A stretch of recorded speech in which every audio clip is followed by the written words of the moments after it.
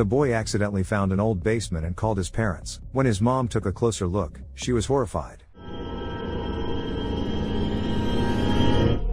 A traveler passing through the town of Devil's Gate, North Dakota, unexpectedly stops at an abandoned farm. His car's battery has died, and he decides to seek help from the locals. The nearest farm looks terrifying, but Pierce has no choice. As he surveys the area, he sees a man in the basement hitting someone with a hammer and decides to flee. Pierce immediately falls into a trap and hears a dog barking, ready to attack the intruder. Struggling to free himself from the trap, Pierce tries to leave the farm again but falls into a more horrifying trap that ends his life. Soon after, FBI agent Daria Francis arrives to investigate the disappearance of a mother and her young son. According to the missing woman's sister, Maria, she was on her way to visit her with John but suddenly disappeared. The husband reported the car and family missing only a few days later, which seems suspicious. Arriving at the police station, Francis meets the sheriff and is appalled by his treatment of animals. The sheriff has a deer carcass in his trunk, but explains it as a road accident, even though his hands are covered in blood. The sheriff briefs Francis on the case but insists there's nothing suspicious about the mother and son's disappearance. They could sort it out themselves and don't want another case ending up like the investigation into Tanya Breland's disappearance. Meanwhile, Jackson continues to behave in a very strange and suspicious manner. After burying Pierce's body on the property, he returns to the house and checks his weapons, then hears a noise coming from the basement. Threatening the potential hostage with a machete, Jackson orders him to be quiet or he will come down and execute him. On the way to the missing woman's sister, Francis pulls out a pack of cigarettes, but Colt reminds her not to use them in the car. The agent admits she quit the harmful habit 3 years ago and keeps cigarettes as a reminder of that. Along the way, the sheriff's assistant and the FBI agent try to get to know each other better to determine if they can trust their partner. Colt turns out to be very educated and cultured, despite working in such a remote area. Trying to understand what Francis is like, he asks her to share the story mentioned by the sheriff. It was about the case of Tanya Breland, a young woman who went missing several years ago. It was Francis's first major case as a rookie FBI agent. She did everything she could and worked without days off to find the woman. A few months later, she found Tanya in a children's shelter. The woman didn't want to go home but didn't explain why. Ignoring the issue, Francis returned Tanya home, but soon after, Tanya came to the station and took her own life right in front of Francis. It was later revealed that the woman had been abused at home and couldn't endure it. Colt sympathizes with and supports the agent, as she acted according to the protocols, even though it wasn't always the most humane decision.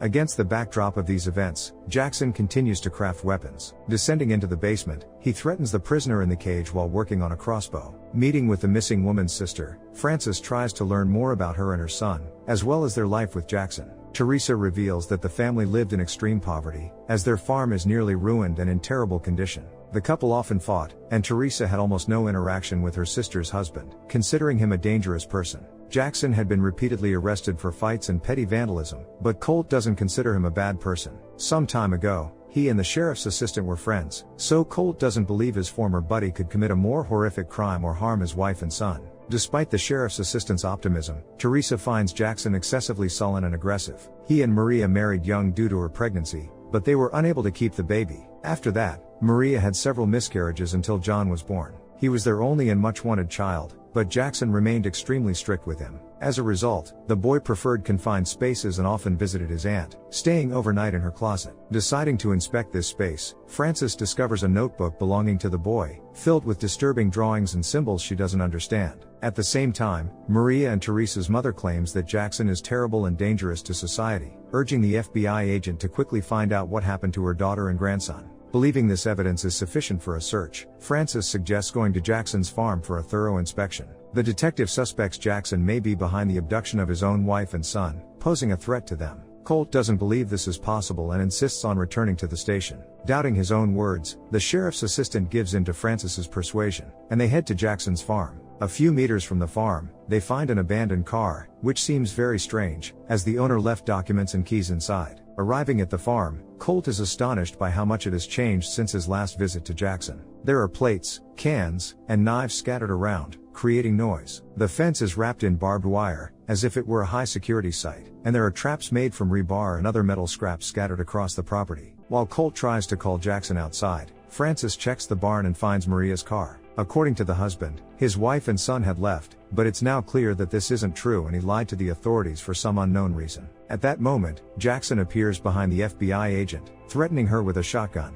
Francis identifies herself as an agent investigating the disappearance of Maria and John, but the farm owner continues to threaten her with the weapon. He claims that his wife and son are not there but refuses to explain why he lied to the sheriff and his assistant. Colt tries to reason with his old friend, when suddenly Francis uses Jackson's confusion to knock the shotgun from his hands and arrest the potential criminal. Hearing a frightening noise coming from the house, Francis decides to investigate. Jackson warns her to be careful and not to be scared of the dog, as there are even more horrifying things inside. Noticing a tripwire and other traps in front of the house, the FBI agent enters and checks all the rooms. Finding nothing suspicious except for a pile of weapons on the kitchen table, she heads down to the basement, where she encounters the barking dog. Suddenly, communication with Colt is lost, and there's a jolt in the house. Realizing what's happening, Jackson tells Francis to stop and leave the house, but it's too late. Jackson frees himself from the handcuffs and tries to escape, but Colt apprehends him again. Meanwhile, the FBI agent discovers a strange slime protecting itself from any threat,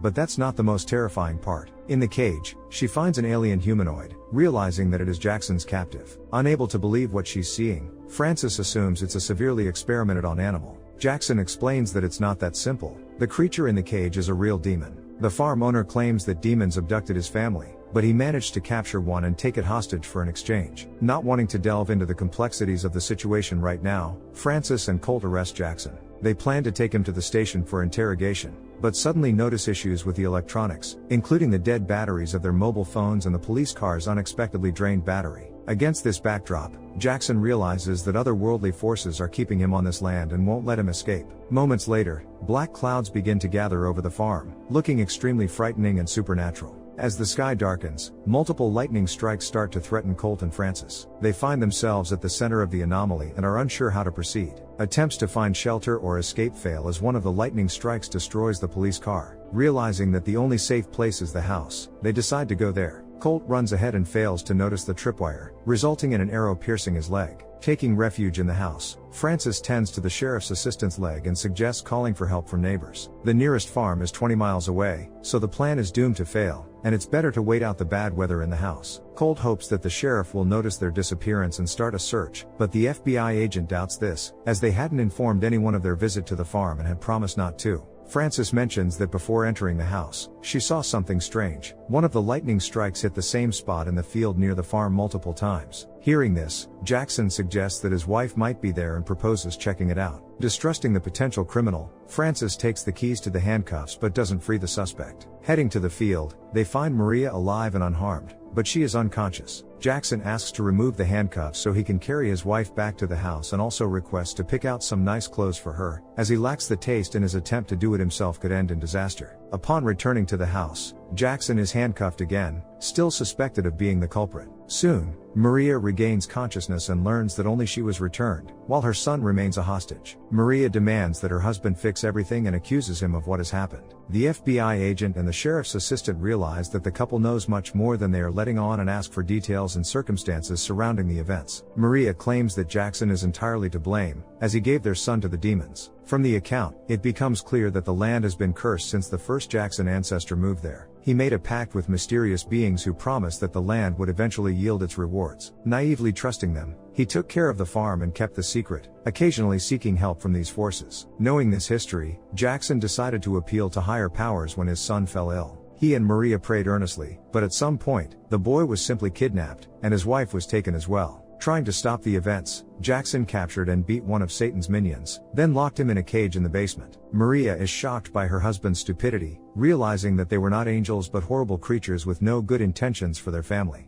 Jackson explains that he had seen these beings before but didn't consider them dangerous. When his father took his own life, Jackson was briefly abducted and ended up in a strange place but then returned and married Maria, continuing to live on the farm as his father and grandfather had instructed. Hearing a scream from the basement, the group heads downstairs and realizes that the humanoid is not just making noise but calling others. It soon becomes evident that the monsters are close, and they need to defend themselves. The house is wrapped in barbed wire and wires, but they need to power it by starting the generator. Recognizing that they can trust each other in this situation, the agent frees Jackson. The group splits up, with Colt and Jackson attempting to start the generator, while Maria and Francis guard the monster in the cage. The sheriff's assistant sees the creatures starting to surround the house and prepares for an imminent attack. At the same time, one of the humanoids breaks into the basement and attacks Francis. The FBI agent fires an entire magazine at the monster, which then disappears. Reuniting, the group decides to go on a reconnaissance mission to find the missing dog. The door is electrified, so they carefully go outside in search of the pet.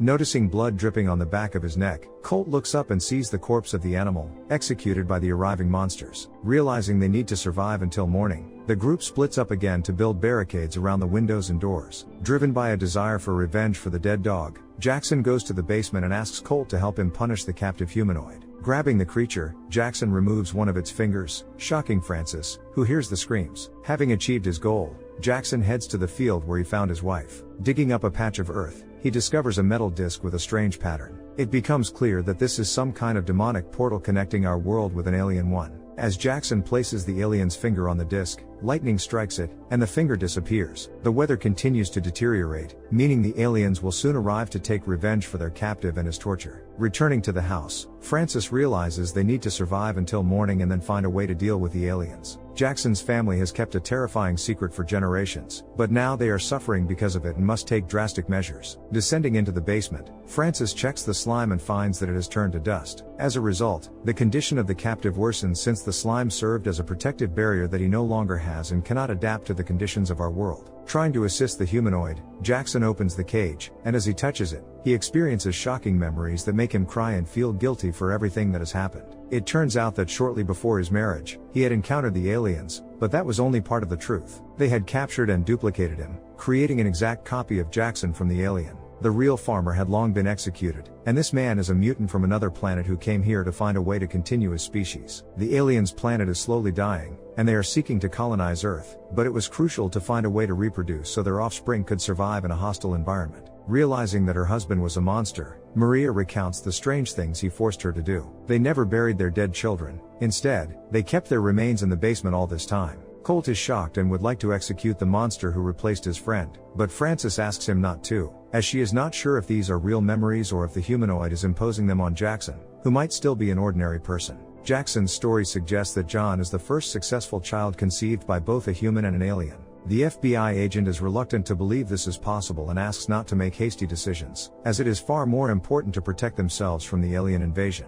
The generator fails, and the electricity is cut off. The monsters are about to break into the house, and the sheriff's assistant decides to hold them off. He encounters one of the aliens and shoots at it, but becomes an easy target. The monster stops Colt and literally tears him apart to remove him from its path. Jackson seizes the moment and hits Francis on the back of the head, causing her to lose consciousness. Trying to save his family without anyone's help, Jackson frees the captive humanoid and takes him into the field to exchange him for his son. Another alien descends into the basement but does not attack Maria. Instead, it indicates that the woman is pregnant again.